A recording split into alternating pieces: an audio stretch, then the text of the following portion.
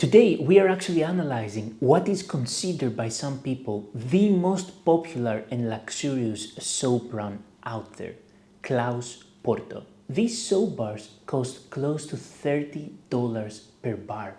I found this quite expensive, and I always wondered what is it in some brands like Claus Porto, and as we will see some other types of soaps like the Chanel No. 5 soap, that makes them so expensive per bar. And because I love formulation, we're gonna start by looking at the ingredient list. We're gonna see what is it that makes it so expensive. Is it actually the ingredients? Is it branding? Is it the fragrance? Is it the heritage and the story?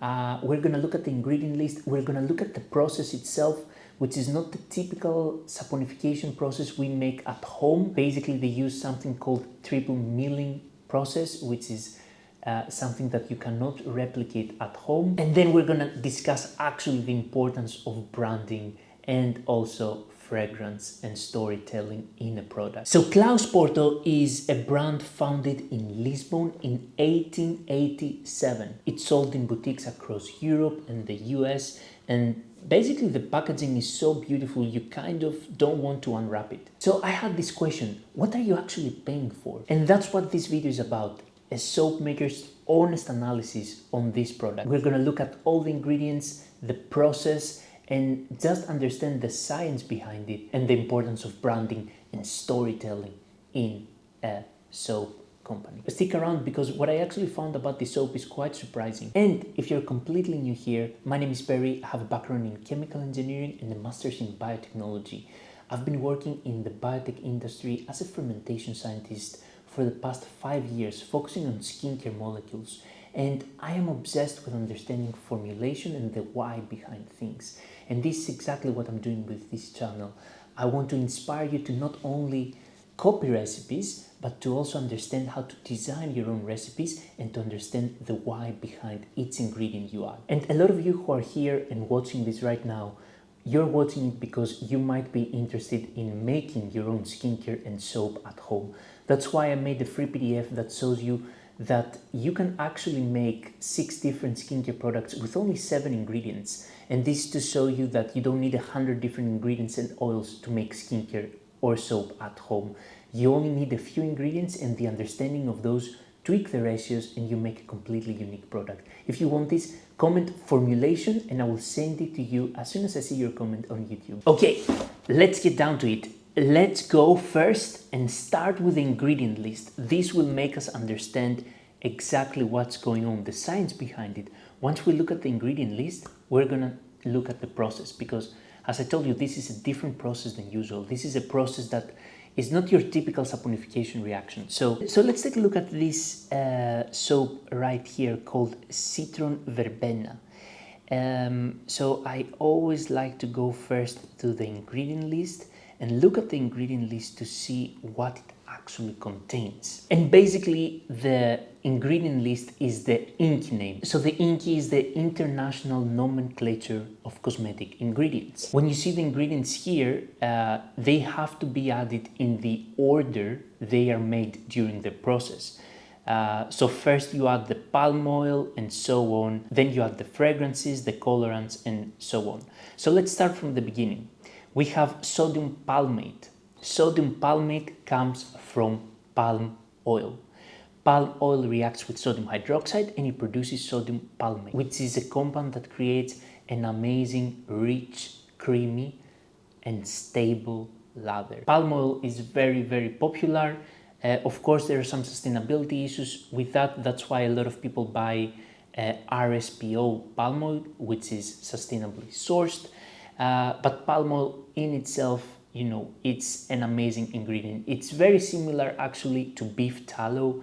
It has some similarities to cocoa butter, and a lot of companies prefer palm oil because it's quite cheaper than cocoa butter, for example. Aqua water, of course, aqua water is a byproduct of saponification, so it will be there. We know that because when you make soap, you have your lye solution, which is basically sodium hydroxide dissolved in water. And most of the water, of course, evaporates, but there is still a bit left. Sodium palm kernelate. Now this comes from palm kernel oil, which is basically the seed of the fruit, and this creates, when palm kernel oil reacts with sodium hydroxide, it creates basically a substance that is very cleansing and high in lauric and myristic acid. Sodium palmate is the substance that will create a very creamy, stable conditioning lather, while sodium palm kernelate is the substance that will add a lot of bubbles and cleansiness to the soap. Then we have parfum fragrance. So fragrance can be a lot of different substances. When it says just fragrance, it can be maybe 20, 30, 40 different ingredients. It can be many different substances. Then we have palm acid. I guess this is palmitic acid, basically omega-7. It's one of the main fatty acids of palm oil. So this perhaps can be part of the superfat of the soap. Then you have glycerin. Glycerin is a humectant and is a byproduct of the saponification reaction. So the saponification reaction is oils plus lye equals soap and glycerin. So glycerin is a byproduct and it's basically there to trap moisture into the skin. Palm kernel acid, this is basically the acid of palm kernel oil, and basically this is also something that is part of the superfat as unsaponified, basically palm kernel oil. Sodium chloride, this is basically salt. It's usually added for hardness. When you add a bit of sodium chloride to your soap, it leads to a very, very hard soap. Then we have shea oil. Basically, this is similar to shea butter. Shea oil is high in stearic and oleic acid, so it adds, it's an emollient, and it adds some moisturizing properties to the soap. And then you have these compounds here. Those are basically added to help with soap scum. Basically, they bind metal ions that exist in water, like heavy metals and magnesium, calcium, and so on. They bind with those so that they do not create soap scum, which is basically the thing we see in our drains and in our sinks. And then you have some perfume ingredients. So those perfume ingredients actually, like limonene, citral, linalool, and geraniol, according to regulation, they have to be added separately. Then, as we saw before here, it says just fragrance. That's not enough. There are certain substances that you cannot include in the fragrance term. They have to be added separately, and this is because they might be related to some allergies and so on. As a soap maker, what I see here, the three most important things that we have here is that we have sodium palmate that adds stable, creamy, and conditioning lather. We have sodium palm kernelate that adds a cleansing lather. This is what makes a great soap. You have a combination of conditioning, creaminess, stable, and cleansing lather all together. And then you have the fragrance. And the fragrance is basically what's probably very unique about this soap. So those are the three ingredients that I would consider the most important in this soap. But of course, these are not expensive ingredients. Palm oil is not considered an expensive ingredient. Palm kernel oil is also not considered an expensive ingredient. Fragrances, most of these fragrances are synthetic, so they are also not considered super expensive. But what is it that makes this soap then so expensive? In order to answer this question, we have to look at two things: the process and the fragrance. So the process is not your typical saponification reaction. What does that mean? Basically, commercial soaps like Claus Porto are made using a process called triple milling. And here's how it works. First, they made the soaps just like we make them here at home. Oils plus lye equals soap and glycerin. And then they create these soap noodles. So basically, they take this base of soap, they dry it, and they form it into these soap noodles. And then those noodles are basically fed into these heavy steel rollers, kind of like pasta machines, basically. So a pasta machine, but in an industrial scale. And these rollers, they compress the soap repeatedly. and they compress it usually 3 times. That's why it's called triple milling. And after that, the soap is pushed through a press, which compresses it into a very dense soap. Why is that important? Because when they do the triple milling process, they create a very dense, long-lasting soap. They basically remove most of the water and all of the air bubbles that are inside this soap. So the compression means less water, less air, and less waste. And the milling process also helps bind the fragrance deeper into the soap matrix, and that's why these soaps can also be their scent is very long lasting. Even though the ingredient list is not super exotic, you see that they have a very unique process that creates basically a soap that is very long lasting. And then let's talk about fragrance, because fragrance actually takes a lot of time to develop, and of course their fragrances are very complex and they take a lot of time to create and to design. And of course they sell heritage because they exist since 1887, and the whole thing is designed as an experience. And this is the important lesson that I want you to take home, is that ingredients are not everything. If you use better ingredients, for example, if you use macadamia oil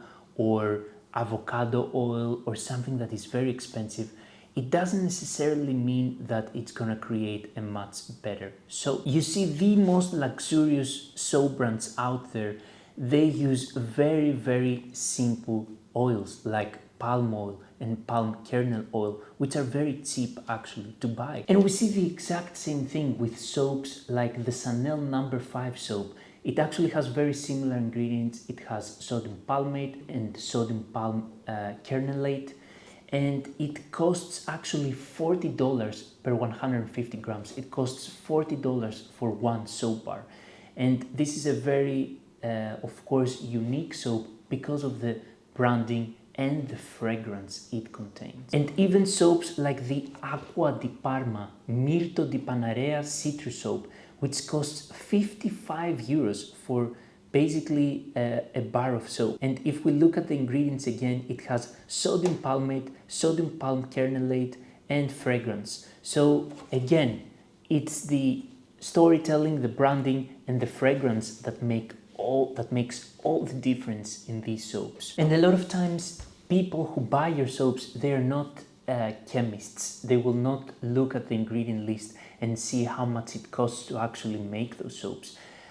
They buy the feeling, they buy the emotion that they get from using this soap. And I'm receiving messages from a lot of people telling me about some very expensive exotic oils and whether or not they should use it in soap making. But those oils, they don't add any different properties to your soap compared to olive oil.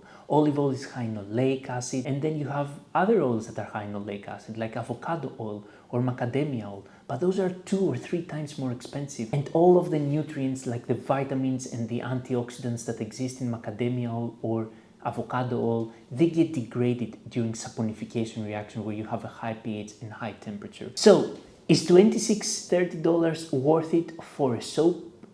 I'll leave this up to you. If you love beautiful fragrance, beautiful packaging, the experience of using something luxurious with heritage and storytelling, then maybe this could be for you. And before we end this video, remember, if you want a free PDF to show you how to make 6 different skincare products with 7 ingredients, then comment, "I want a formulation," and I will send to you as soon as I see your comment. Second, I'm doing 3 live masterclasses, June 11th, June 18th, and June 21st here on YouTube, and it's gonna be amazing. Every time we did a live here on YouTube, it's been amazing.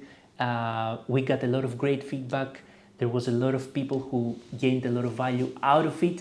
So I'm looking forward to it. It's gonna be phenomenal. If you found this video useful, please like it. It really helps more people find this channel. And if you have a luxury skincare product you want me to break down next, leave it in the comments and I read everything. Thank you all for watching until now. Looking forward to seeing you in the next video.